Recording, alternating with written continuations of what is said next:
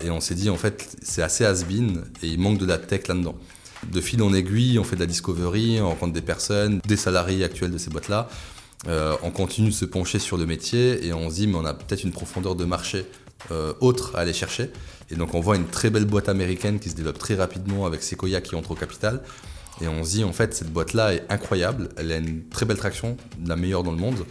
Par contre, il y a des choses qui font mal et qu'on peut mieux faire qu'eux.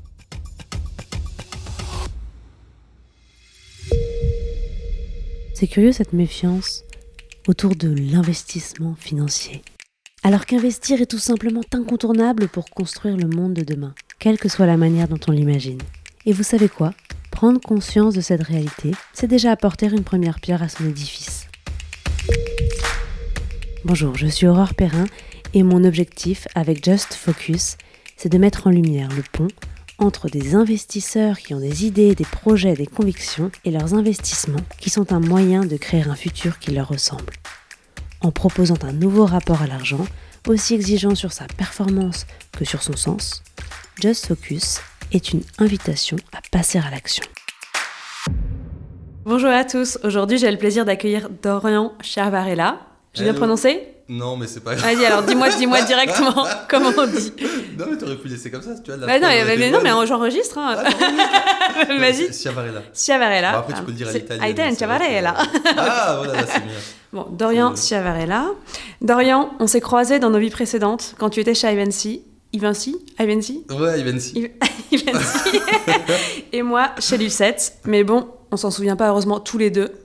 Et pourtant, cette interview a une saveur particulière. Bien que beaucoup de choses aient changé depuis ce bon vieux temps, c'était au moins il y a 7 ou 8 ans, ça ne nous rajeunit pas. Alors, mais cette fois-ci, je m'engage à retenir cette rencontre, et donc, pour être sûr de m'en souvenir, on va l'enregistrer. Donc c'est parti. Trop bien. Merci d'être avec nous aujourd'hui, Dorian. Est-ce que, pour commencer, tu peux te présenter et nous raconter un petit peu ton parcours ?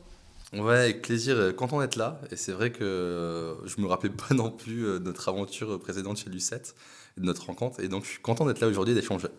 Dorian, 34 ans, je fais bientôt 35 ans, le temps passe vite, j'ai de plus en plus de cheveux gris et, et ma barbe également. J'ai une femme, Morgane, un petit garçon, Léonie, 19 mois. Je suis originaire de l'Est de la France, donc une petite ville, elle s'appelle Forbach. Et j'ai grandi en cité, donc dans une petite cité qui s'appelle Bérennes-les-Forbach, qui était une des cités les plus pauvres de France il y a quelques années. Au niveau de mon parcours, après, j'ai fait pas mal d'études. J'ai fait 2 ans à Nancy, on en discutait juste avant. J'ai fait un bachelor en Lituanie, donc j'ai beaucoup voyagé. J'en ai profité pour voyager un peu partout dans le monde et c'était pas cher. J'ai fait un master à l'IE de Poitiers en intelligence économique. Et après, j'ai fait un MBA à La Rochelle en commerce international. Et après, mon bac plus 6 à l'ESCP, donc dans l'entrepreneuriat. Et ensuite, j'ai lancé des boîtes, dont Ivancy. Donc, cofondateur et CEO d'Ivancy, une boîte que j'ai grandi de 0 à 130 salariés en 5 ans et que j'ai revendu à un fonds d'investissement américain. Et aujourd'hui, donc, je suis cofondateur avec Guillaume et donc j'ai lancé Zelic, une plateforme de prospection. Donc, on aide les commerciaux à être beaucoup plus efficaces grâce à la bonne donnée et une prospection multicanale. Et on a levé 15 millions d'euros depuis que la société existe, c'était il y a 2 ans. Excellent. Ce qui m'interpelle là dans ton parcours, c'est que tu me dis que tu viens d'une cité très pauvre à l'époque, et pourtant tu finis par atterrir à l'ESCP. J'imagine que c'est quand même un gap assez important en fait que tu vis à ce moment-là. Comment est-ce que comment est-ce que tu as pu avoir accès à ces études ? J'imagine il y a le travail, mais ne serait-ce que le fait de pouvoir te projeter dans ces études-là, est-ce que tu as été accompagné ? Est-ce que ça a été difficile pour toi ? Qu'est-ce que ça t'a apporté d'avoir peut-être aussi cette origine-là plus difficile moins conforme à tout ce que tu voyais là-bas ? Ouais, alors déjà, ce qu'il faut savoir, c'est que j'étais pas un bon étudiant à la base. Donc j'ai fait 6 années d'études, mais j'étais pas un bon étudiant. Alors j'ai jamais été mauvais, mais j'étais toujours average, donc dans la moyenne. J'avais 10, 11, 12 de moyenne. Le sport m'aidait à monter pas mal ma moyenne générale. Et donc j'ai redoublé en 6e avec 11 de moyenne, ou 12, je sais plus, parce que j'avais pas forcément des bonnes notes en mathématiques et en français. Et donc on m'avait poussé à redoubler, donc je dis écoutez, pourquoi pas. J'ai refait ma 6e, j'étais un très bon étudiant ensuite, parce que j'ai voulu réussir, donc j'étais dans le top de la classe. Et ensuite, j'ai redoublé la terminale, parce que j'étais en sport-études basket, et en fait, ce que je voulais devenir, c'était sportif professionnel. Et donc, je m'impliquais pas forcément dans les études, parce que je me voyais en tant que pro. Et donc, j'ai refait la terminale, et là, je m'étais donné en fait un challenge, je m'étais dit, c'est plus possible de redoubler, c'est plus possible de rater des années ou autre, c'est de perdre mon temps. Je veux réussir, et je vais réussir, et mieux que tout le monde. Et donc, je me suis hyper motivé après à faire des grandes études. Et non, personne m'a aidé. La seule motivation que j'ai eue, c'était la motivation qui venait de moi-même, de me dire j'ai connu des échecs et je veux réussir et je vais réussir mieux que tout le monde. Et donc j'ai regardé quel pouvait être mon parcours pour atteindre un succès potentiel. Et dans ce parcours-là, j'ai regardé, j'ai fait différentes études. Donc j'ai fait le DUT, le bachelor, les différents masters, le MBA et le MS. Mais non, personne ne m'a aidé en fait. Ça vient vraiment de moi et de mon envie de réussir. Ok, et donc tu t'es renseigné, tu as trouvé les trucs qui pouvaient marcher pour toi et go quoi. Ouais, exactement. En fait, je regardais à l'époque les classements. Donc, il y avait pas mal de classements des différentes écoles. Et je me posais la question de quelles sont les écoles avec une bonne réputation, qui ont un bon réseau et qui allaient pouvoir m'aider dans mon quotidien. Donc, j'avais cet objectif-là de me dire, chaque année, je veux mieux faire. Donc, du DUT au master et au MS, en fait, j'ai essayé de monter en gamme en termes d'école. Parce que personne à l'époque m'expliquait en fait qu'il fallait faire potentiellement post-bac une prépa ou telle et telle école. Donc en fait, j'avais pas ces connaissances-là, j'ai dû apprendre par moi-même. Et donc c'est les classements qui m'ont vraiment aidé à me dire voilà le type d'école que j'ai envie de faire. Ok, top. Et il me semble qu'assez vite dans ces études-là, en fait, tu lances un side business. Est-ce que tu peux nous en parler ?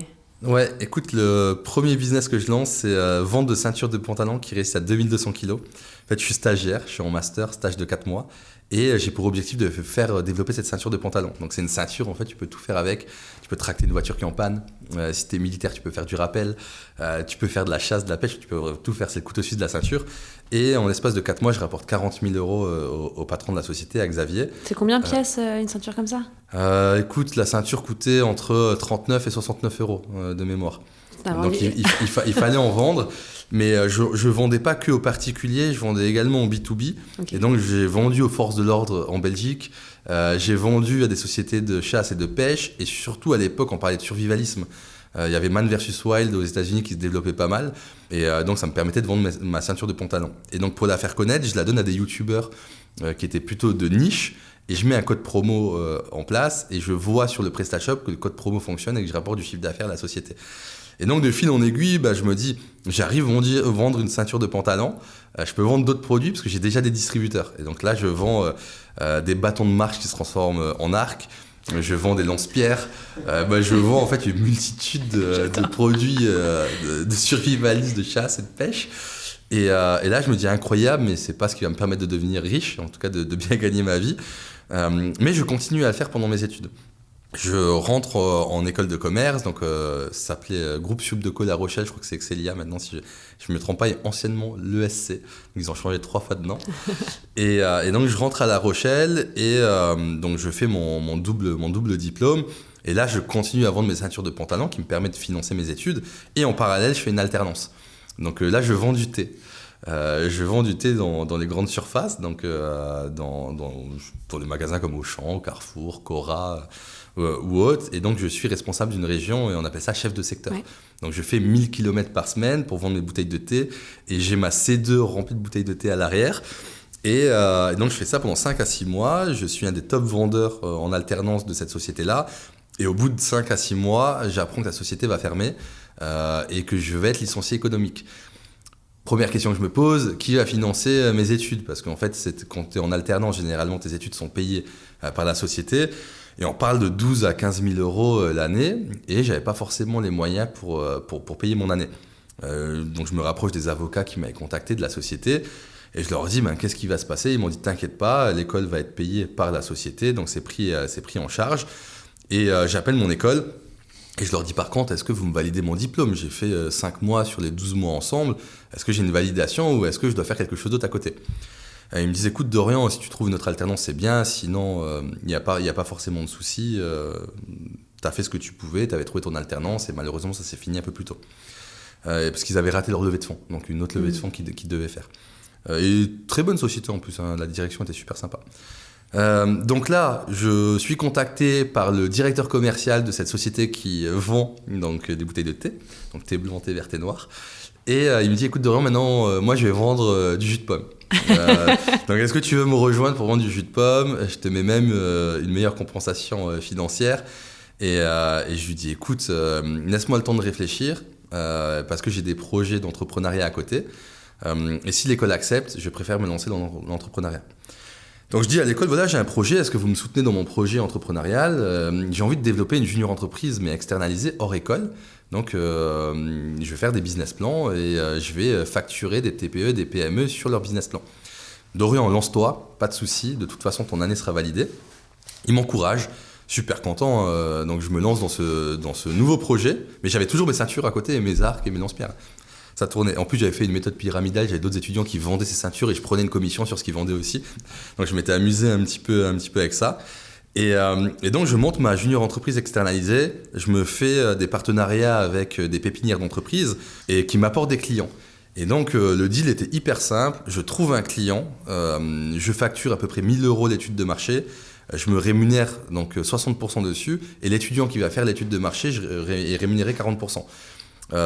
Et donc je prends des étudiants des grandes écoles, donc je contacte l'ESCP, HEC, Dauphine ou autres, et je trouve des étudiants qui ont envie de faire ces études de marché parce que c'est un complément en fait de leur diplôme et de leur stage. Donc ça fonctionne, pareil, ça me rapporte quelques centaines, quelques milliers d'euros par mois, plus mes ceintures qui me rapportaient de l'argent également. Et là je me dis c'est super, mais aucune de ces boîtes-là me permettra de faire une très belle boîte. En tout cas je voyais pas un vrai développement dans ces sujets-là. Et là, je me dis, je vais faire une 6e année d'études. Je postule dans des écoles de commerce, dont le SCP, et je rentre dans un Master Spé entrepreneurial. Parce que j'avais déjà cette fibre-là, que j'ai découvert par hasard par un stage. Et je me dis, je vais continuer dedans, et ça va m'apporter le réseau que j'ai toujours voulu et que je n'avais pas. Je postule à l'ESCP. Je suis accepté et avant même les annonces officielles, donc je suis contacté 2 semaines ou 3 semaines avant l'annonce officielle par les directeurs du programme qui me disent écoute Dorian, les annonces sont pas faites, mais tu es accepté dans l'EMS, donc viens chez nous. Donc je suis super content et je décide de rejoindre l'EMS. Je fais un prêt bancaire parce que ça coûtait autour de 25 000 € si je prenais le master plus le coût de la vie sur Paris. Donc j'ai fait mon crédit bancaire. Mais j'ai 3 ans de délai pour commencer à le payer. Et donc, je rentre à l'ESCP pour monter des boîtes. Et donc là, je parle de 2 idées. La première, c'est digitaliser les agents sportifs. Mais je me rends compte que c'est un milieu qui est très fermé, qui était hyper complexe. Et la deuxième des choses, c'était l'influence marketing, parce que j'avais toujours ces ceintures de pantalon-là et ces arcs que j'envoyais aux youtubeurs et qui fonctionnaient, parce que ça continuait de me rapporter de l'argent. Et je me suis dit, je vais me lancer dans l'influence marketing. Mais après mon diplôme. Et là, en fait, je me suis rendu compte que pas mal d'étudiants de mon MS souhaitaient reprendre cette idée-là et se lancer. Et donc, je leur ai dit, no go, c'est mon idée, je me lance. Et Sylvain, il m'a dit, écoute, on se lance tout de suite, aujourd'hui. Et donc, on a décidé de lancer Ivancy, qui est cette boîte d'influence marketing qu'on a développée pendant nos études. Et on a lancé pendant le master. Ok, c'était très un peu clair. long. Non, mais c'était parfait. Écoute, t'as tout dit, voilà. Merci, au revoir. Non, très bien, parfait. Et donc, Ivancy, peut-être que tu peux développer un petit peu quel est le produit, quand même. Vous aviez une plateforme, c'est ça, avec de la micro-influence? Exactement, 500 000 influenceurs inscrits sur la plateforme dans une centaine de pays. On a fait des collaborations un peu partout dans le monde avec 3 verticales, mode, beauté et food. Donc c'était les principaux clients qu'on avait sur la plateforme. Et le concept était assez simple, si on ne veut pas rémunérer les influenceurs parce qu'on ne veut pas bioser l'authenticité en fait. Et c'est-à-dire on envoie un produit ou un service contre une collaboration non rémunérée. Et donc on était... le Free Store, le Amazon gratuit pour ces influenceurs-là, qu'on appelle ça des Rising Stars. Donc un influenceur qui va faire des collaborations, qui va gagner des abonnés et potentiellement devenir une star grâce à notre visibilité.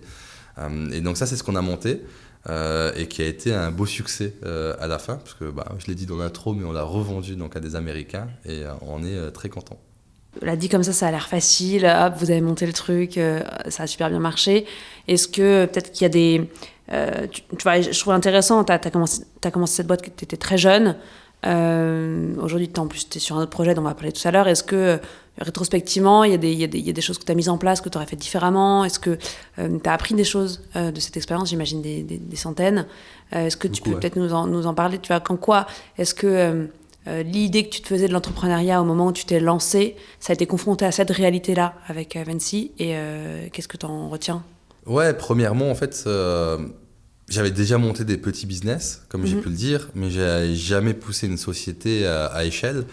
Et je me suis rendu compte que c'est très difficile parce que, alors il faut bien s'associer. Et la chance que j'ai eue, c'est que j'avais une bonne association avec Sylvain et aujourd'hui avec Guillaume, donc c'est important. La deuxième des choses, c'est de me dire, en fait, quand tu choisis un projet, tu vas devoir pivoter. Et donc, en fait, le pivot est complexe parce que tu as une remise en question constante. Tu as beaucoup de doutes. Et comme j'avais pas forcément d'argent, j'avais du stress dans mon quotidien de devoir réussir et j'avais peu de temps. La chance que j'ai eue, c'est que j'ai pu bénéficier du chômage. Plus j'avais donc mes contrats en auto-entrepreneur où je gagnais de l'argent sur mes ceintures et les différents side projects que j'avais. J'avais un stress permanent de me dire je dois réussir. En fait, j'avais pas le droit d'échouer.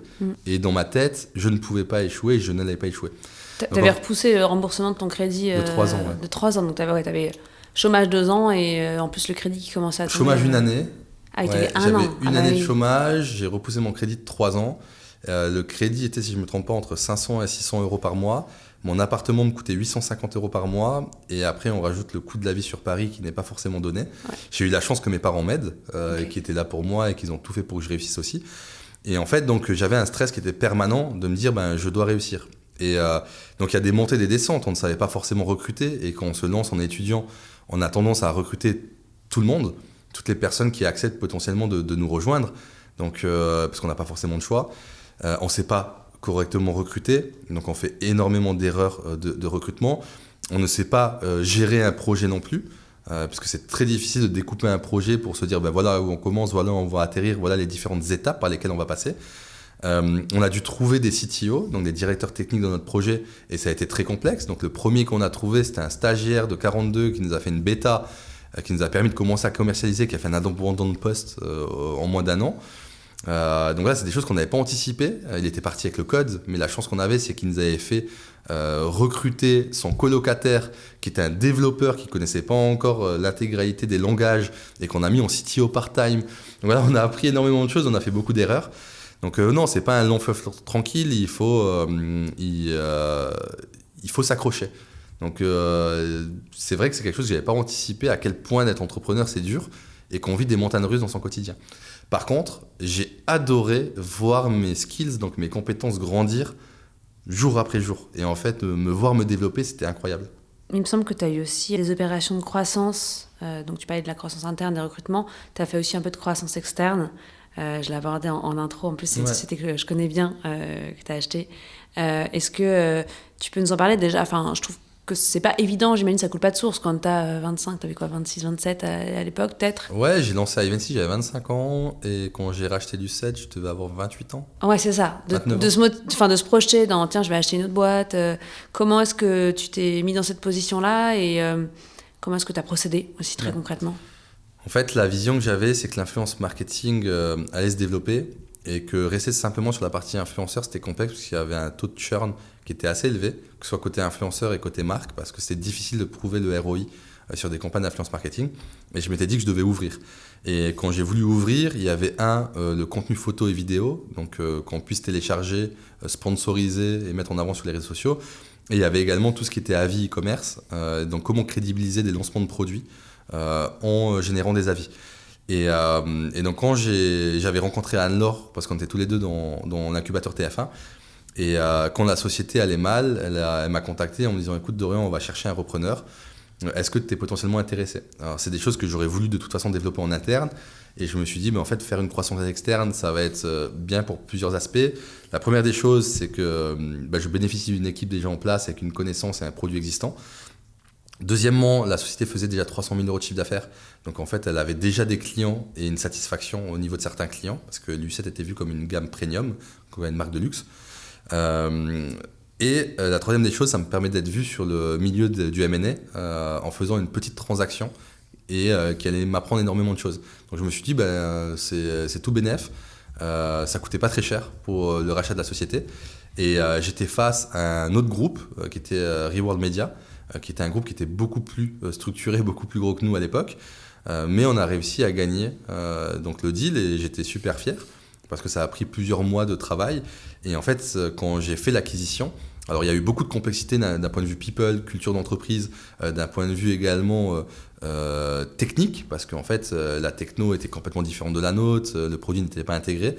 Par contre, ça m'a permis d'être vu comme une marque qui était plus premium, parce que j'avais Lucette et Evency était très vu mass market.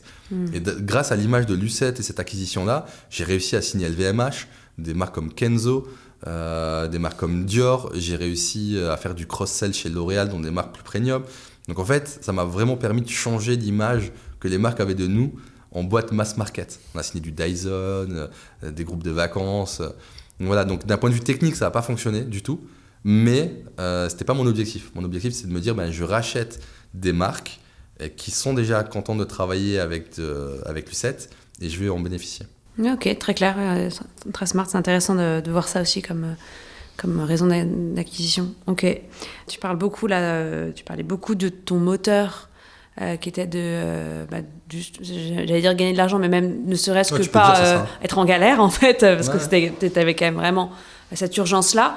À quel moment est-ce que ça change ça dans l'aventure Eventy? À quel moment tu te sens un peu plus en sécurité déjà, si c'est le cas?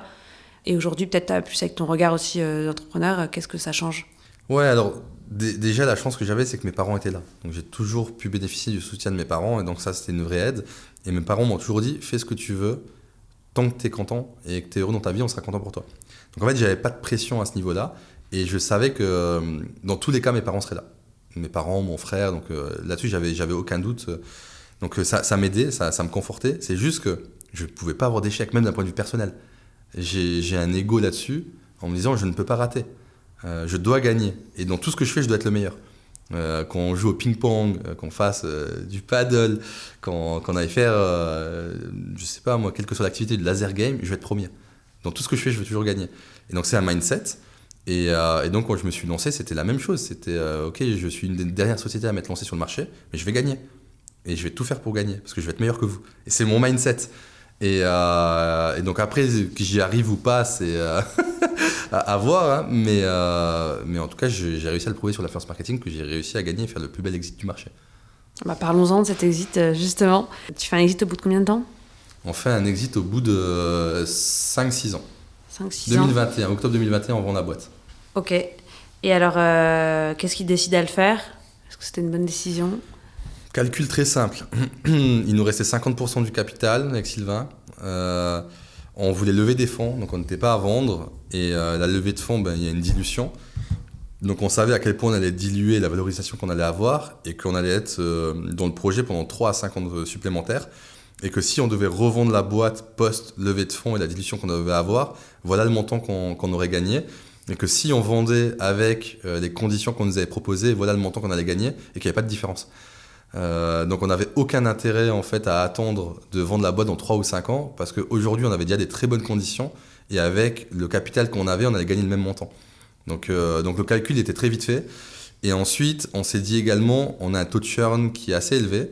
C'est un marché qu'on n'aime pas mais qui est quand même porteur parce qu'il est encore porteur aujourd'hui quand on regarde, hein, il y a énormément de business à pouvoir monter dans l'influence marketing mais on n'était pas passionné et on s'est dit faire cet exit là à 30 ans et Sylvain à 28 ans c'était assez exceptionnel et qu'on allait pouvoir faire d'autres projets qui nous tiennent beaucoup plus à cœur. Et donc voilà, on s'est dit également, il n'y a pas tous les jours les planètes qui s'alignent pour réussir à faire un tel exit. Les valorisations étaient élevées parce qu'on était juste avant les problématiques entre la guerre entre l'Ukraine et la Russie.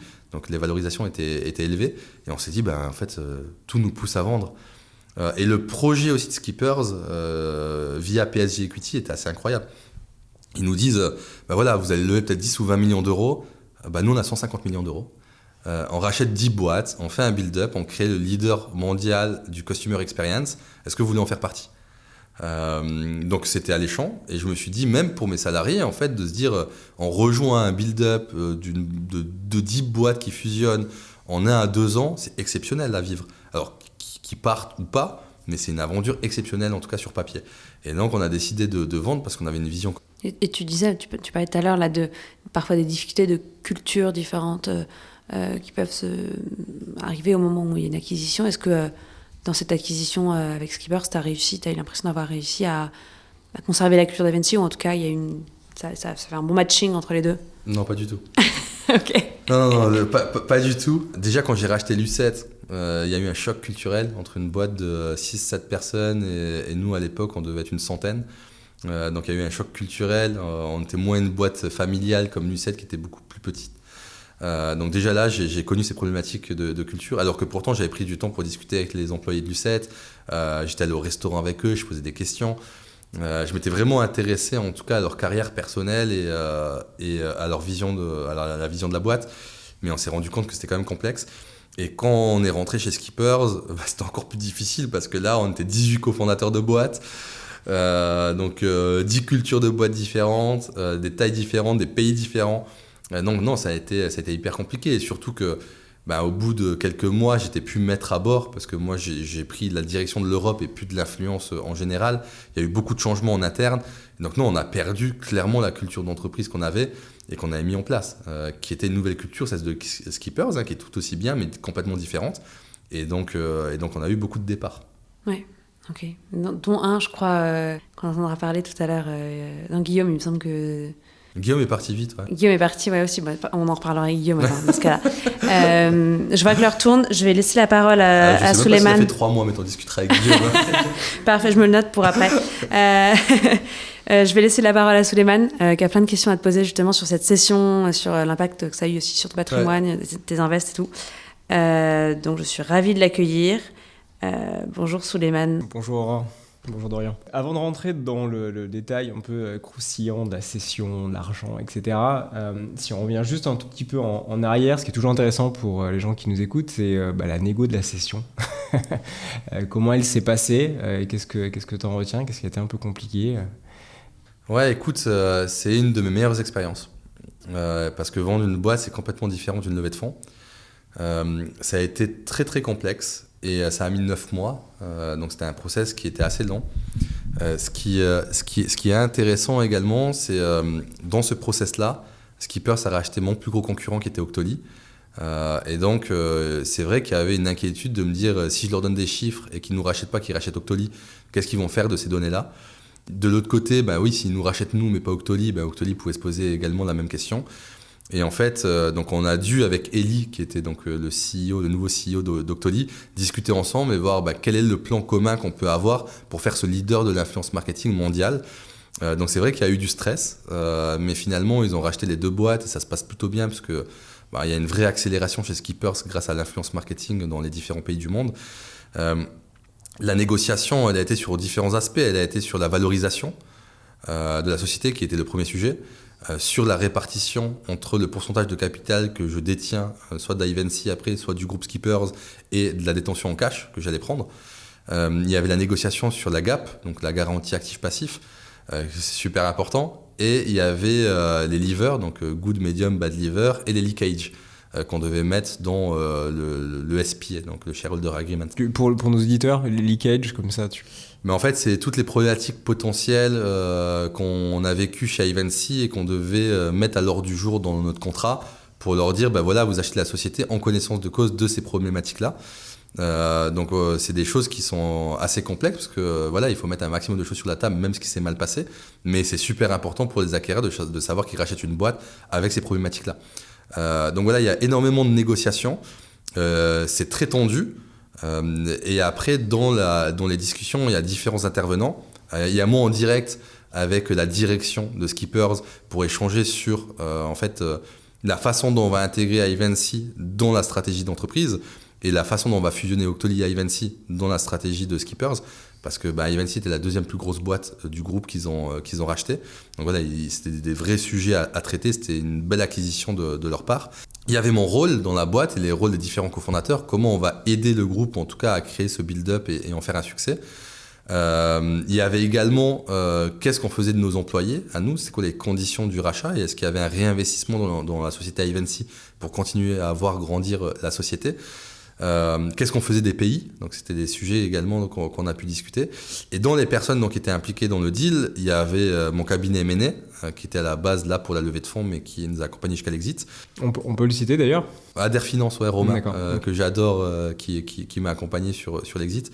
Il y avait également en fait mon cabinet d'avocats qui m'avait accompagné également et il y avait Guillaume qui était sur la partie financière qui était mon CFO.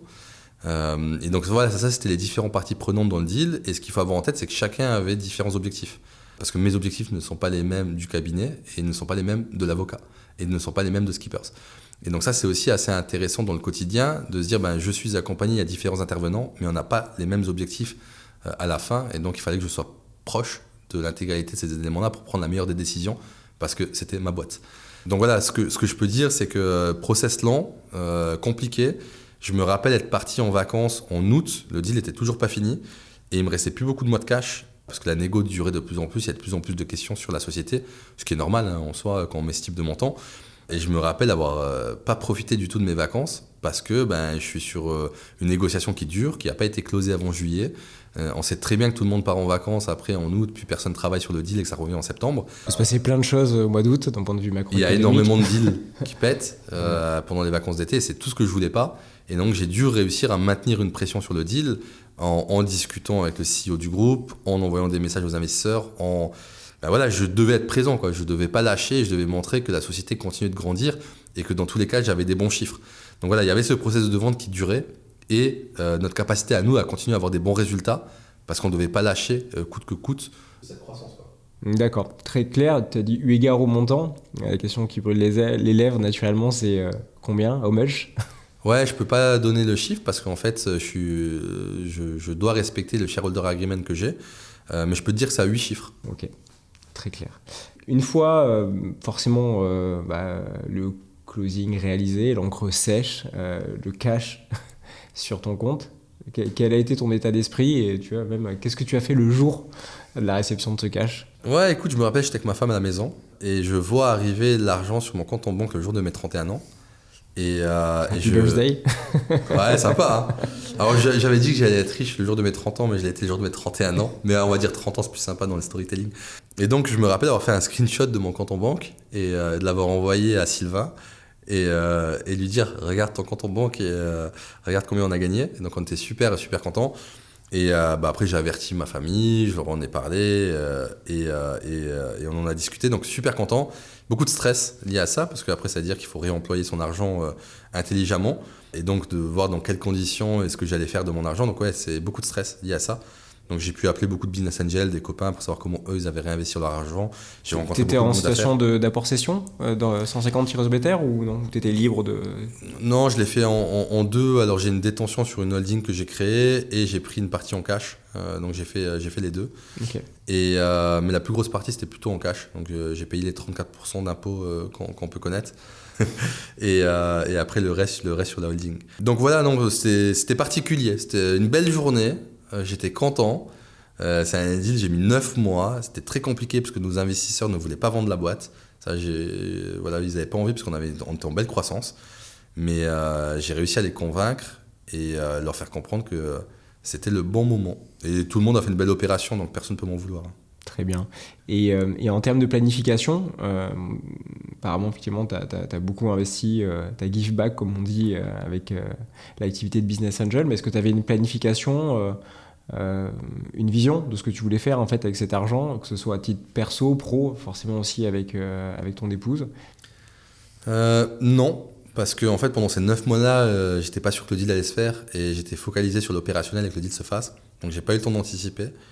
Une fois que j'ai gagné l'argent, j'ai fait différents types d'investissements. J'ai investi dans des fonds d'investissement, donc dans Gagnon X et dans Xange, donc Ciparex.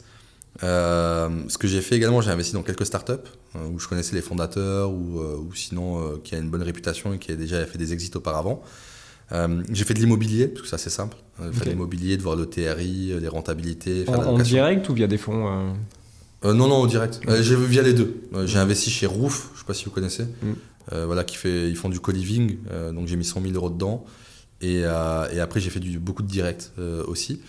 Et après, j'ai fait des placements sur des comptes à terme, ou voilà, ce type de placement. J'ai fait un peu de crypto, c'est monté assez haut, et quand c'est redescendu, j'ai sorti tout juste au bon moment pour avoir gagné légèrement de l'argent et pas en avoir perdu. Et là, je continue de me focaliser sur l'immobilier. Très clair. Et est-ce que tu as rencontré des difficultés à faire ce sourcing? Enfin, c'est toujours intéressant parce que tu venais pas forcément du monde de la finance, de l'investissement. Tu étais accompagné, tu avais une banque privée, un CGP, ou tu as vraiment été en mode autonome à rechercher des solutions? Ouais, je l'ai fait en direct. Ok. Tu es allé chercher tes solutions et on dit souvent que le monde de l'investissement est des fois un peu opaque au niveau des frais, au niveau de l'analyse du track record. Comment tu t'es débrouillé en fait? Tu as été autodidacte, je comprends, mais quels conseils tu peux éventuellement un peu donner? Ouais, écoute, j'ai rencontré énormément de banques d'affaires.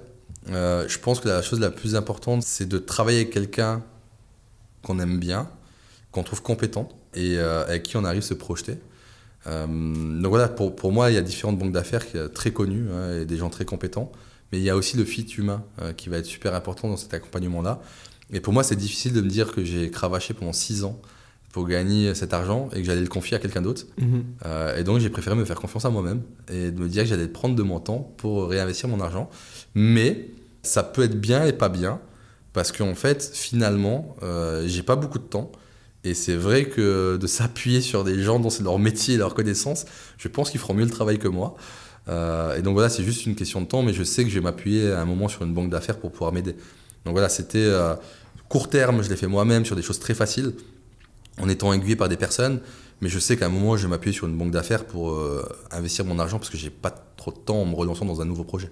Je comprends. Alors tu parles plutôt banque privée, j'imagine, que banque d'affaires ou parce que Ouais, oui, banque privée. Ok. Banque Après, tu as des banques privées exactement. qui ont aussi une division banque d'affaires et qui ont un accompagnement holistique. Et toujours sujet un peu personnel, parce qu'on a souvent aussi, nous, chez Sapiens, avec nos clients qui viennent de réaliser une session, ces questions notamment du réinvestissement, du placement, mais aussi de leur positionnement vis-à-vis de leur famille. Donc, tu vois, sur les questions aussi de prévoyance, sur les questions de transmission, est-ce que c'est des sujets aussi que tu as regardés ou eu égard aussi à ton âge, tu t'es dit, j'ai le temps devant moi? Non, clairement. Alors déjà, quand j'ai fait l'exit, j'ai fait une donation. Okay. Donc je m'étais renseigné sur les donations possibles. Et c'est 100 000 euros par parent tous les 10 ans. Et c'est 15 000 euros par frère et sœur tous les 10 ans également. Donc ça, je l'ai fait. Et ensuite, sur le reste, j'ai pas mal discuté avec mon notaire pour échanger sur les choses qui étaient possibles. Donc la partie testament, la partie holding. Donc j'ai discuté avec des fiscalistes également pour savoir un peu quel était le montage potentiel que je pouvais mettre en place. Mais c'est vrai que c'est compliqué. C'est compliqué et c'est pas mon métier. Donc c'est pour ça que je dis aujourd'hui, j'ai fait des choses très basiques. Mais je vais devoir être accompagné sur ce type de sujet, avec un avocat fiscaliste, avec un gestionnaire de patrimoine. Mais voilà, je vais devoir être entouré de bonnes personnes. Parce que quand on parle de gros chiffres, c'est vrai que c'est plus intéressant et potentiellement je peux avoir un meilleur TRI, quoi. Bon, tu fais quand même partie plutôt des bons élèves, hein. Tu t'es renseigné, tu as quand même mis en place un certain nombre d'éléments. Le risque des fois, ce qu'on voit nous, c'est qu'il y a beaucoup de procrastination parce que c'est toujours un peu inquiétant de placer autant d'argent et de faire confiance, donc bravo. Et si on revient pareil en arrière sur, j'imagine, quel était un peu ton objectif globalement, donc, effectivement de faire ce cash out, de te mettre d'une certaine manière à l'abri financièrement. Mais comment aujourd'hui tu perçois en fait cette puissance financière pour les nouveaux projets, pour le business angel? Est-ce que finalement tu as atteint ton objectif ou tu as encore plus d'ambition pour demain sur ton activité actuelle? Ouais, moi je le vois comme une étape. Okay. Ouais, c'était une étape de ma vie. J'ai envie de faire beaucoup mieux et je pense que j'ai la capacité de le faire.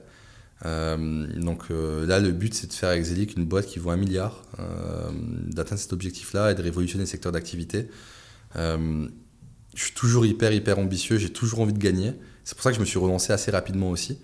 Donc la partie argent m'intéresse beaucoup parce que j'ai associé mes parents, mon frère au capital sur ma holding et sur une holding commun qu'on a pu mettre en place. J'ai envie également de faire gagner de l'argent à mon cofondateur et à mes associés et aussi à mes salariés. Donc c'est un objectif que je me suis donné. Donc non, je reste hyper ambitieux, j'ai envie de réussir et en fait je dois faire mieux. En fait, je ne me suis pas relancé pour faire quelque chose de moins bien qu'avant. Donc dans ma tête, c'est pas possible. À l'époque, je disais je devais réussir et faire quelque chose. Là, je dois faire mieux et beaucoup mieux.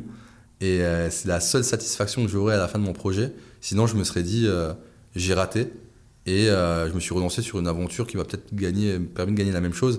Et pour moi, ce serait un échec. Et dans ces cas-là, en fait, j'aurais préféré ne pas me relancer. D'accord, ok. Écoute, merci en tout cas pour ce partage et on te souhaite plein de succès pour cette nouvelle aventure avec une belle valo d'1 milliard d'euros. Ouais, merci beaucoup, je vais tout faire pour. Merci beaucoup Souleymane pour toutes tes questions, c'était passionnant. Merci Dorian pour ces éléments aussi. Avec plaisir. J'ai encore plein de questions à te poser sur le sujet, mais bon, t'es venu avec quelqu'un aujourd'hui qu'on a très envie de présenter, c'est Guillaume. Bonjour Guillaume. Bonjour. Alors Guillaume, je tente, Cruz. Guillaume Cruz, c'est ça. Yes. Bravo, Premier coup. c'était mieux que moi, ça fait mieux. Est-ce que Guillaume, tu peux te présenter? Ouais, bien sûr. Bonjour à tous. C'est mon premier podcast, donc je vais essayer de présenter les choses de manière linéaire et très bien présentée. Donc je m'appelle Guillaume, je suis né à Melun, j'ai 2 filles, une fille de 5 ans, une fille de 3 ans. J'ai vécu aussi un peu en cité, enfin aux Ulysses, pendant beaucoup d'années, toute mon enfance. J'ai fait pas mal de sport, de l'athlétisme. J'ai d'ailleurs fait une première année en STAPS avant d'aller plutôt côté commerce. Quelle discipline dans l'athlétisme? Attention, 400-800. 400-800, pas mal. Très bien. Et donc, avant de faire une première année de STAPS, où je me suis rendu compte que c'était pas totalement fait pour moi, notamment les opportunités professionnelles m'intéressaient pas. Et j'ai eu une illumination en passant de manière assez drôle sur la comptabilité. Donc j'ai fait un DCG, ça s'est super bien passé. Je me suis super bien entendu avec mes profs qui m'ont beaucoup accompagné, beaucoup aidé pour ouvrir un peu mes chakras et rentrer en école de commerce. Donc je suis rentré à Audencia, programme grande école, spécialisation M&A, et ensuite je suis parti. D'abord, j'ai fait un apprentissage chez Accenture, je suis parti chez EY, donc 2 gros cabinets, et je me suis rendu compte que les grosses boîtes c'était pas trop fait pour moi. Donc j'ai rejoint un premier pote sur une société qui s'appelle Call, où j'étais responsable financier. Ensuite j'ai rejoint une petite entreprise qui faisait du financement, et il y a eu le Covid, j'ai eu ma première fille à ce moment-là. J'ai fait une pause pendant 4-5 mois, et pendant cette pause-là, j'ai passé les entretiens, et c'est comme ça qu'ensuite j'ai rejoint Ivancy, donc tout début septembre 2020. Top. Et alors, je pousse la question. Tu rejoins Ivancy, je crois que tu es resté 1 an et demi, en fait. Je suis resté 1 an, c'était une tornade, le fait de rejoindre Ivancy, puisque du coup, en 1 an, j'ai appris énormément de choses, et j'ai aidé à la vente de la boîte, donc c'était très rapide. Donc t'arrives en fait juste au moment, juste avant la session, parce que t'as eu 9 mois de process. Il est arrivé à 1 an. J'arrive au tout début, 3 mois avant le début du process quasi. Et tu savais au moment où tu recrutes Guillaume que tu veux vendre la boîte, et c'est pour ça que tu le recrutes? Non, je le recrute en tant que RAF, responsable financier, parce qu'on voulait commencer à structurer. Et en février, on décide de se lancer en levée de fonds. Donc ça, c'était déjà prévu qu'on se laisse en levée de fonds, donc j'avais déjà communiqué à Guillaume. Et finalement, en mars, j'ai une proposition de rachat. Et donc on travaille sur un exit. Parfait. Bienvenue à bord, Guillaume. Toi, t'avais jamais fait de session avant? Non, et puis là, il y a une petite histoire un peu marrante, c'est que du coup, quand je passe les entretiens, j'avais plusieurs opportunités. Il y avait l'opportunité d'Ivancy, et puis il y avait une autre société qui était un peu plus calme. Et Ivancy, ça prenait un petit peu de temps, le process prenait un petit peu de temps. L'autre société me tannait un petit peu pour donner ma réponse. Et j'avais pas le temps d'attendre en fait la réponse d'Ivancy. Et je sais pas, un soir on regarde la télé avec ma compagne, on voit un reportage de Philippe Etchebest qui dit que sa plus grande réussite c'est le jour où il a pris un risque dans sa vie. Et donc je dis à Sandra, qui est ma compagne, je vais dire non à l'autre boîte, et j'attends pour Ivancy. Si ça marche, trop cool. Si ça marche pas, tant pis. Et puis finalement, je rejoins la boîte. Ok. Donc, trop cool. T'avais fait 7 ou 8 entretiens. J'avais fait beaucoup d'entretiens, ouais. Si je me trompe pas. C'était long. Ouais, et pourquoi gros doute sur Guillaume? Non, du tout, mais c'est juste que en fait, la partie financière est une partie importante. Et on était accompagné par un cabinet, et on a voulu internaliser le métier. Et donc on voulait juste s'assurer que c'était la bonne personne pour faire cette gestion et suivre notre croissance. Parce qu'on avait eu, je crois, 300 candidats. On a eu beaucoup. Hein. Et donc voilà, on a eu différentes étapes dans notre process, donc un peu long. Puis en termes d'expérience, je passais Call, on devait être 10. Finky, on était 5, et là c'était 100, donc c'était totale différence, quoi. Et alors je suis assez curieuse, c'est pas du tout les questions de la trame, hein. Mais je suis assez curieuse de comment est-ce que c'est quoi ton rôle toi en tant que DAF dans une session d'entreprise? Comment est-ce que tu as pu travailler? Parce que j'imagine que c'est vraiment comme ça que vous êtes aussi rapprochés, vous êtes vraiment connus sur comment on dit ça, la guerre ensemble, quoi. Clairement, ça crée des liens qui sont très forts. C'était 9 mois hyper intenses. Ouais. Je pense qu'on n'a pas beaucoup dormi. Il y avait une pression de répondre aux investisseurs sur les questions des data qu'ils avaient. Donc que ce soit sur les métriques du produit, sur le churn, sur les clients, quels sont les 10 plus gros clients, c'est quoi les paniers moyens. Donc il y a des systèmes de calcul qu'ils nous demandaient d'avoir. Donc il y a énormément de questions. Et entre Guillaume et le cabinet, donc Adair, on devait corréler nos informations pour les structurer et pouvoir les présenter à PSG. Donc il y a eu beaucoup de travail, mais Guillaume, si tu veux rebondir dessus, en fait, réacteur. C'est ça, on passe d'une situation où du coup l'accompagnement financier est plutôt externe, donc le taf est fait, mais c'est globalement le minimum, à une situation où il faut derrière un petit peu tout tout consolider. On était dans une situation par exemple où il y avait 3 pays. On avait l'Allemagne, l'Espagne et Allemagne, Espagne et France sur la partie business. Donc il y avait des sujets fiscaux, il y avait plein de problématiques de ce type-là. Il y avait aussi le calcul de l'ARR qu'il fallait un petit peu consolider. Il y avait plein de choses à faire, plein de choses à mettre carré. Il y avait de la dette. Enfin voilà, il y avait vraiment un gros chantier de travail qui était du coup mon objectif sur les 4-5 premiers mois. Avec la première clôture comptable, c'était aussi ma première grosse clôture comptable, puisqu'avant j'avais fait des clôtures mais sur de petites boîtes, donc première grosse clôture comptable dans un environnement international. Donc j'ai énormément appris et puis après pendant le process de levée, j'étais en support du cabinet donc Ader, Romain Cotard que t'as évoqué tout à l'heure. Et puis tout ce qui était il faut faire il y a la due deal, donc il faut faire la data room, beaucoup de boulot autour de ça. Et puis l'accompagnement sur les revues juridiques avec Dorian. Moi non plus l'été a été assez chargé. Je me souviens d'un meeting téléphonique qu'on avait eu avec l'avocat, ça devait être le 27 juillet ou quelque chose vraiment juste avant les vacances, avant que tout le monde parte en vacances, parce qu'il y avait encore la négociation de quelle était la part entre cash et part au niveau de la session. Et donc encore beaucoup de négociations. Et puis le Dorian, il a remis du rythme au moment de la vente à la rentrée, mais en fait, en septembre, ce que demande l'acheteur, c'est aussi une nouvelle clôture comptable, un nouveau BP, des données financières à jour. Et donc, être capable de remettre tout le monde dans le rythme dès début septembre pour fournir ces documents le plus rapidement possible, c'était assez intense. Ouais. Ok. Et je suis assez intéressée de savoir, toi, du coup, tu es membre de l'équipe, donc toi, tu te projettes dans Skippers derrière, à la base. Pas du tout. Ok. Pas du tout. Parce qu'en fait, très rapidement... En fait, un CFO, il y en a qu'un dans une boîte. Et il y avait déjà un CFO en place. Et donc, très rapidement, je comprends que le CFO, c'est normal, hein, on est sur une boîte de 500 personnes. Le CFO qui est en place, il a quand même beaucoup d'expérience. Et que j'ai pas cette place-là. Et du coup, passer d'une situation où tu es au courant de tous les aspects du business, parce qu'en tant que CFO d'Ivancy, tu es au courant de tout. Tu es au courant des prix, tu es au courant des problématiques RH, tu es au courant de vraiment, tu es au cœur du réacteur. Passer de cette situation-là à une situation où tu es beaucoup moins au courant des choses, c'était quelque chose qui m'intéressait moins. Et donc, j'ai accompagné le groupe à faire son budget. Donc, j'ai aidé à faire le budget. Mais j'ai commencé à passer des entretiens pour aller dans une autre société, donc Elevo, où je suis passé aussi CFO de la société Elevo. Ok, ouais, donc très vite tu pars après la session. T'avais des leviers, toi, pour motiver tes équipes, justement, jusqu'au bout, jusqu'à la session, y compris après le mois d'août. C'était quoi Enfin, il y en a qui avaient peut-être des parts de la boîte qui étaient intéressés à la session ou... Non, déjà, non, j'avais aucun moyen de motivation. Il y a la loi Hamon aussi qui est assez complexe, où il faut annoncer aux équipes qu'il y a une potentielle session alors que le deal n'est toujours pas fait.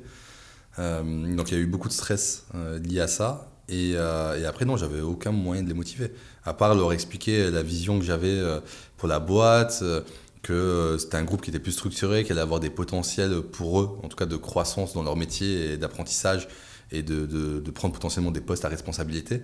J'avais aucun autre moyen de motivation. Ouais, donc sur un profil comme Guillaume, avec son envie légitime de rester CFO, pour le coup, c'était mort pour le motiver, en fait. Ouais, pour Guillaume et pour beaucoup d'autres, ouais. Non, c'était compliqué, ouais. Ouais, ok. Et pourtant, donc, histoire finalement assez courte, super collaboration, derrière chacun fait sa vie, et aujourd'hui, vous décidez de vous associer pour monter Zelic ensemble. Dorian, pourquoi tu as choisi Guillaume ? Guillaume, pourquoi tu as choisi Dorian ? Comment est-ce que vous êtes décidé là-dessus ? Ouais, écoute, donc moi ça a mis 6 mois avant que je me relance, mais j'avais beaucoup d'idées et donc je donnais toutes mes idées à ma femme et elle me disait écoute, t'as trop d'idées, lance-toi, au bout d'un moment il faut que tu refasses quelque chose de ta vie. Et donc là je réfléchis, je prends un tableau, je mets des idées et je me dis en fait me lancer seul dans l'aventure c'est un peu dommage parce qu'en fait j'ai envie de vivre une aventure humaine et j'ai envie de vivre ça avec quelqu'un. Donc certes j'aurais pu le faire seul, mais je trouvais ça dommage. Et donc je me suis dit que j'allais m'associer et dans les personnes avec lesquelles j'ai travaillé qui étaient douées, il y avait Guillaume.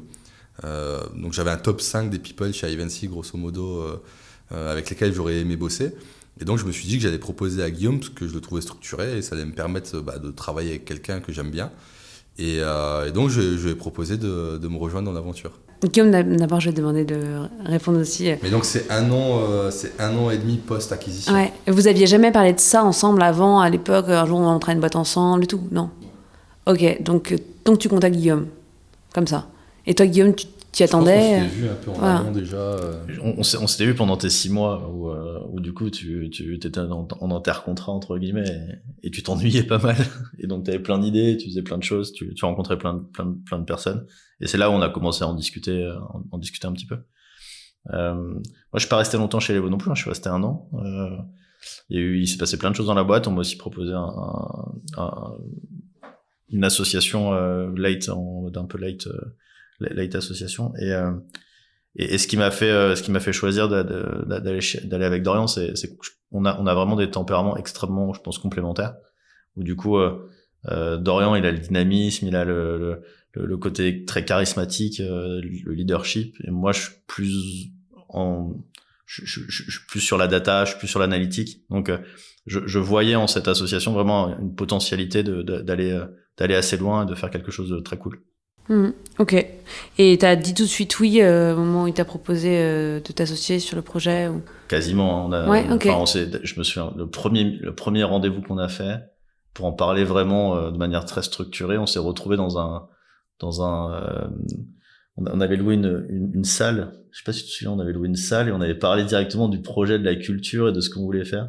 Et après, ça a été très vite. Ok. Donc, au moment où vous vous associez, vous savez déjà justement quel va être le projet, ou vous décidez d'abord de vous associer et vous réfléchissez ensuite à qu'est-ce que vous allez créer ensemble? On avait une idée du secteur. Donc, on savait qu'on voulait traiter des problématiques des commerciaux, mais on savait pas ce qu'on allait développer. Ok. Alors, peut-être qu'on l'a pas encore fait, donc ça peut être peut-être le bon moment aussi que vous nous expliquiez quel est ce projet sur lequel vous travaillez. Qu'est-ce que Zelic? Ouais, en fait, Zelic aujourd'hui, c'est une plateforme qui aide les commerciaux à être plus performantes. Donc il y a la data, donc on permet d'avoir les bonnes données, donc les numéros de téléphone, les emails, et ensuite de faire une prospection multicanale. Aujourd'hui on a plus de 8000 utilisateurs sur la plateforme, donc dans différents pays. 80% de notre chiffre d'affaires c'est en France, 20% c'est à l'international dans les US, donc on est déjà international au niveau de Zelic, donc super content parce que c'était un des objectifs aussi de réussir sur le marché US, et on pousse de plus en plus.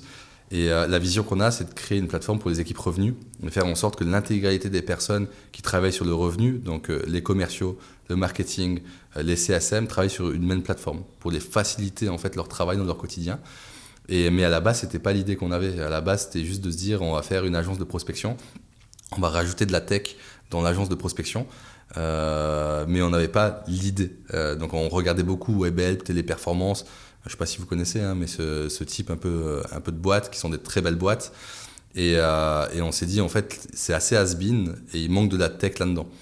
De fil en aiguille, on fait de la discovery, on rencontre des personnes, des anciens salariés de ces boîtes-là, des salariés actuels de ces boîtes-là.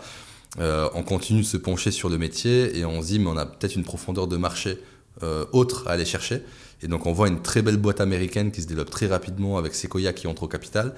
Et on se dit, en fait, cette boîte-là est incroyable, elle a une très belle traction, la meilleure dans le monde. Par contre, il y a des choses qui font mal et qu'on peut mieux faire qu'eux. Et donc, on a eu ce cheval-là de course qu'on a décidé de suivre en se disant, en fait, on a vu leurs faiblesses et on va réussir mieux qu'eux à construire notre produit. Donc, c'est comme ça, après, qu'avec Guillaume, on a décidé de se lancer sur ce marché et sur ce produit. Et juste que je comprenne bien, un Zelic, par exemple, comment est-ce qu'il va s'articuler avec un HubSpot? Parce que tel que je le décris, ça ressemble quasiment à un CRM. La différence, c'est que c'est en amont, c'est ça? Ouais, en fait, nous, on n'est pas un CRM. C'est-à-dire qu'on va se connecter au CRM, on est le petit frère ou la petite sœur des CRM. Donc, on doit avoir une connexion bilatérale avec eux, mais l'intégralité des données doivent rester dans le CRM. Nous, on veut créer un espace de travail pour ces personnes-là qui touchent au revenu. En fait, aujourd'hui, personne n'a envie de travailler dans un CRM. En fait, ça donne pas envie. L'UX, c'est compliqué. Les gens n'utilisent même pas 5% du CRM. On n'a pas envie de se connecter et rester 7 heures par jour dedans. Donc, aujourd'hui, il y a déjà des sociétés qui existent. On appelle ça du sales engagement, donc des sociétés qui permettent de faire de la prospection, où on va passer notre quotidien dedans, donc pour la partie commerciale.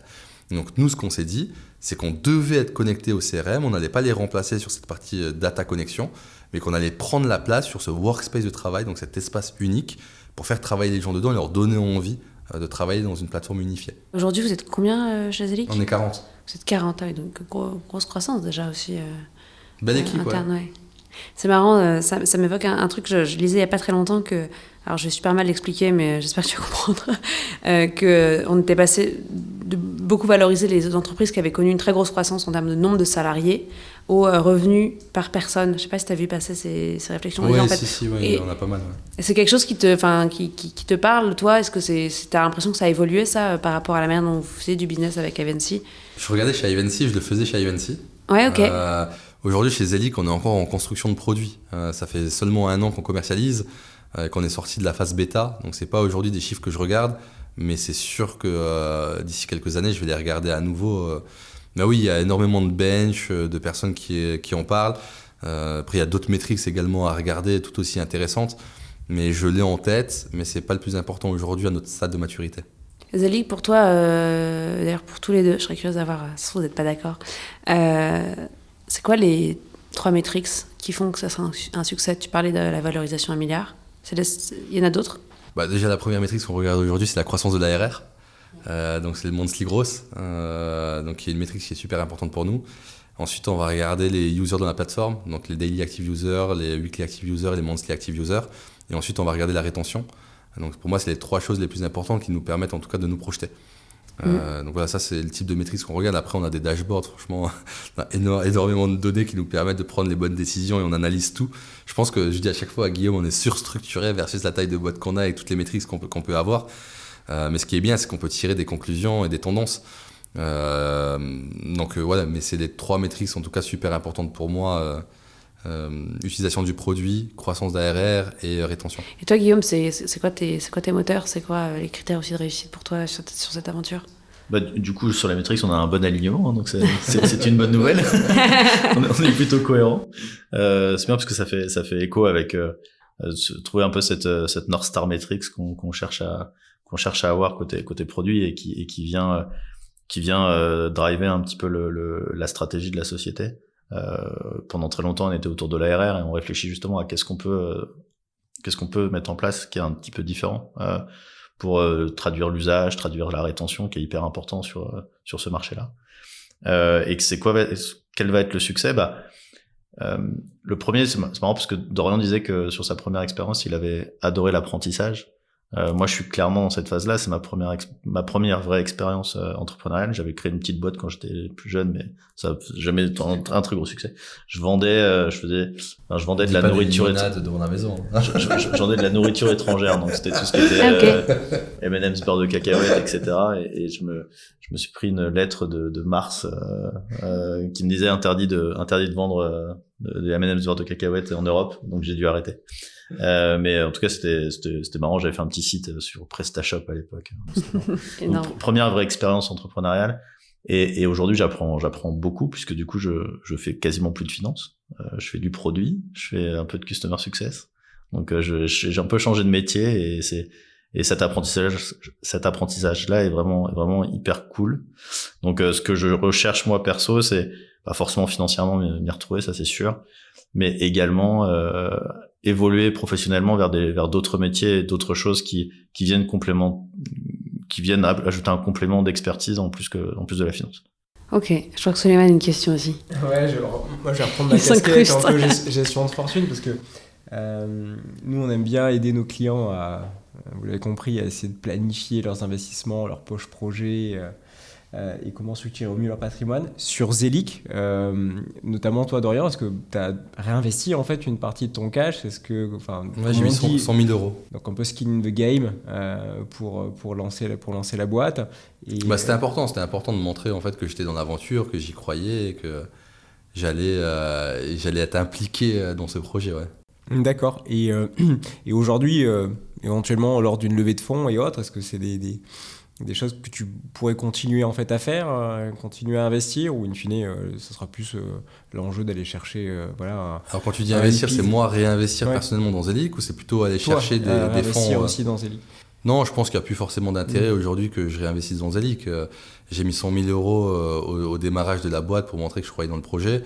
Maintenant, ce qui est important, c'est mon temps, mon investissement en tout cas humain, personnel dans le projet. Et après, il n'y a plus d'intérêt à ce que moi je remette au capital. Aujourd'hui, il faut incentiver la direction avec des management packages ou avec une relution au niveau du capital. Et ça, c'est des choses que la société doit faire elle-même sans que j'ai besoin de réinvestir dans la société. Mais donc là, on est plutôt dans un mood De se dire, en fait, on va chercher du capital externe, donc de l'investissement, mais pas de me faire, moi, réinvestir dans la société. Si je réinvestis dans la société, ce serait très mauvais signe. Ça veut dire que la société va mal et que j'essaie de la garder en vie. Et ça, c'est le type de choses que je pourrais faire parce que je veux pas que ça arrive. Alors, pour l'instant, on est en belle trajectoire. On a fait le meilleur mois depuis que la boîte elle existe. Donc, j'ai envie de te dire, tous les feux sont ouverts. Mais non, j'ai pas intérêt du tout à le faire. D'accord. Et dernière question, j'abuse un peu, Aurore, sur la partie management package. C'est peut-être un chiffre confidentiel, mais quel pourcentage du capital aujourd'hui est détenu par certains des collaborateurs, en dehors effectivement des 2 cofondateurs Je peux te dire qu'on a plus de 50% du capital encore. Très clair, merci. Ok. Et question indiscrète à laquelle tu as le droit de pas répondre. Guillaume, toi, tu as aussi investi de l'argent dans Zelic au départ? Oui, j'ai investi un peu d'argent au départ, beaucoup moins que Dorian forcément. Ouais. Oui, bah t'avais pas de cash out aussi. J'avais pas de cash out et j'avais. Ma femme a eu un PSE, donc ça fait mettre un peu de. Attention, on va parler contrat de mariage bientôt. Hein. Parce que là. Donc on est un peu dans ce contexte-là, mais oui. Plus sérieusement. On parlait hier avec un notaire des sujets de contrat de mariage d'entrepreneurs. On en parlera tout à l'heure, mais en off. Mais il y a un sujet. Est-ce que passer de salarié à associé, ça change votre manière de travailler ensemble? Et je pense vraiment pour tous les deux. Tu vois, est-ce qu'il y avait une espèce parce qu'il y avait un lien hiérarchique entre vous avant qui aujourd'hui n'est plus censé exister? Est-ce que vous avez réussi à réinventer cette relation? Écoute, moi je reste le même. Je reste le même par rapport à la précédente aventure. Mais après, je laisse Guillaume plutôt rebondir dessus parce que moi, il n'y a pas d'impact. Oui, bah oui, toi, tu restes a priori. Mon aventure chez Ivancy, elle a été extrêmement courte et finalement, j'ai presque eu l'impression d'être, alors sans les parts, etc., mais comme un 3e associé dans l'aventure avec Sylvain et Dorian, puisque très rapidement, j'ai passé beaucoup plus de temps à discuter avec Sylvain et Dorian de la stratégie de vente, de tout ça, que d'être proche des équipes sur la partie RH, finance ou autre. Donc ça change, de par l'aventure que j'ai eue chez Ivancy, ça change pas grand-chose. Et après, assez naturellement, toutes les expériences que j'ai eues, que ce soit avec Cole ou même avec Elevo, j'ai souvent été extrêmement proche des fondateurs. Et donc dans une position qui est la position de forcément hiérarchique entre un président et un CFO, ce qui est normal, mais avec beaucoup de proximité sur les informations que j'avais, sur ce qui se passe dans les couloirs ou les choses qui sont un peu cachées. Et j'ai toujours eu toutes ces informations-là, j'en avais énormément. Donc ça change finalement pas grand-chose. La seule chose qui change vraiment beaucoup, c'est que il a fallu que je passe d'une situation où je devais être bon en finance à une situation où il fallait que j'ai un avis sur tous les éléments de la boîte, et notamment des sujets qui sont très loin de ce que je connais, comme le marketing ou des choses comme ça, donc sur lesquels il faut que j'apprenne. Je lis des bouquins, j'essaye d'être pertinent, mais donc voilà, donc c'est la grosse différence, c'est plutôt là-dessus. Dorian, dis-moi si je me trompe, mais j'ai un peu l'impression qu'il y a aussi pour toi cette volonté de donner cette opportunité à Guillaume, de faire une boîte à succès dans laquelle il y a des parts, que potentiellement il puisse aussi se réaliser financièrement à travers cette aventure. Est-ce que je me trompe? Non, ouais, c'est important. Ouais. C'est important, et je l'ai dit un peu avant quand on échangeait ensemble, mais je veux réussir, et en fait, si je réussis, il va réussir également. Et moi, je serais hyper satisfait de me dire que je l'ai mis à l'abri et qu'il puisse profiter avec sa famille et potentiellement qu'il puisse arrêter de travailler. Donc c'est pour ça qu'on se donne le maximum, et Guillaume aussi, il travaille énormément parce qu'on veut faire un succès de cette boîte, et on a le potentiel et on a le marché. Mais j'ai envie de te dire, franchement, ça dépend vraiment que de nous aujourd'hui et de rien d'autre. Donc on essaie de construire la meilleure des équipes. Alors, moi, une des choses que j'ai pu apprendre, c'est que mon rôle à moi, c'est juste de recruter les bonnes personnes. Soit les personnes sont bonnes, soit elles sont pas bonnes, et je les sors. Mais mon rôle, c'est de recruter les bonnes personnes. Et parce que je ne peux pas faire tous les métiers, je ne suis pas expert dans tous les métiers. Alors, je suis quand même bon sur la partie commerciale, je suis très bon. On va parler des meilleurs, je suis très bon sur la partie commerciale. Mais les autres métiers, je les ai découverts au fil du temps chez Ivancy, parce que j'ai dû m'intéresser à tous les métiers. Certains que j'aime bien, d'autres que j'aime un peu moins, d'autres où je suis meilleur. Mais en fait, je ne peux pas être bon en tout, donc je recrute des gens bons. Et donc, grâce aux people que je recrute, eux-mêmes vont recruter des autres gens bons, et ça va nous permettre en fait de réussir. Donc ouais, moi ma vision, c'est pas qu'on réussisse seulement tous les deux. Alors certes, je vais être très content, mais c'est de faire réussir l'équipe également, parce que chez Ivancy, il y a des gens qui ont gagné de l'argent, mais il y a eu des changements de carrière, il y a eu des boosts de carrière, parce qu'on a fait un exit, on a été visible, ils ont eu des très bonnes places ailleurs, ils ont pu faire des gaps sur le niveau salarial, sur les packages qu'ils ont pu avoir. Il y a eu des entrepreneurs à succès, il y en a certains qui sont partis, qui ont monté des boîtes, qui ont revendu. des équipes. Donc en fait, ouais, je suis assez fier de ce qu'on a réussi à construire. J'espère qu'on fera mieux aujourd'hui et que les gens ils mettront en fait sur leur LinkedIn ex-Zelic. Mais ouais, c'est l'objectif, ouais. J'ai une dernière question à vous poser à tous les deux. Est-ce que vous avez chacun un conseil à donner, peut-être pour les entrepreneurs qui se posent la question de s'associer à un ancien salarié? Je pense que l'association, c'est un peu comme un couple. Au final, je passe plus de temps avec Dorian au téléphone ou à parler avec Dorian que quasiment avec ma femme aujourd'hui. Donc, et un couple, c'est forcément être capable de fêter les bons moments, mais c'est être capable aussi de passer les mauvais moments, parce qu'il y en a forcément il y a forcément des moments plus difficiles dans une aventure entrepreneuriale. Beaucoup. Tous les jours sont pas faciles. D'ailleurs, c'est plus souvent des échecs que des succès. Et donc, il faut réussir à trouver quelqu'un avec qui vous allez pouvoir vous dire les choses mutuellement. Et donc, si toi, en tant qu'ancien salarié, donc je prends plutôt cette position, tu as le sentiment que avec cette personne avec qui tu t'associes, quand tu veux évoquer des choses difficiles, c'est toujours très compliqué, c'est pas forcément la bonne personne. Par contre, si tu arrives à avoir des discussions très matures et très impactantes quand ça va mal, c'est, je pense, une bonne manière de dire que c'est potentiellement le bon associé. Toi, Dorian? Ouais, moi je vais compléter, mais ce qui est important pour moi, c'est deux choses, c'est la complémentarité et la partie humaine. Et comme je l'ai dit, moi je me suis relancé pour faire une aventure humaine, et j'ai envie de faire réussir les gens avec lesquels je me suis lancé.